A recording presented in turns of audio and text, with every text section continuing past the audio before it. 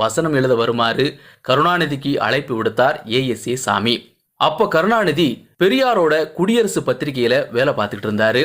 இது நல்ல வாய்ப்பு, போயிட்டு வாங்கன்னு பெரியார் அனுப்பி வச்சாரு. ஈரோட்ல இருந்து கோவைக்கு வந்து ஜூபிட்டர்ல சாமி கிட்ட உதவியாளரா சேர்ந்தாரு. அது வரைக்கும் நாடகங்கள் மட்டுமே எழுதி வந்த கருணாநிதி ஏஎஸ்ஏ சாமி மூலமா சினிமாவிற்கு கதை வசனம் எழுத கத்துக்கிட்டு அவர் சொன்ன காட்சிகளுக்கெல்லாம் வசனம் எழுதி கொடுத்தாரு. இந்த காலகட்டத்தில் எம்ஜிஆரும் கருணாநிதியும் நெருங்கி பழகக்கூடிய வாய்ப்பு ஏற்பட்டு விரைவிலேயே நண்பர்கள் ஆனாங்க. அப்போ எம்ஜிஆர் காங்கிரஸ் அனுதாபியாகவும் ஆத்திகராகவும் இருந்தாரு. அவர் காந்தி எழுதிய புத்தகங்களை கருணாநிதிக்கு பரிசளிப்பாரு. கருணாநிதி பெரியார் எழுதிய புத்தகங்களை எம்ஜிஆருக்கு கொடுப்பாரு. இந்த படத்துல எம்ஜிஆருக்கு எம் மாரியப்பா பின்னணி பாடல் பாடினாரு. எம்ஜிஆருக்கு குரல் கொடுத்த முதல் பின்னணி பாடகர் இவர்தான்.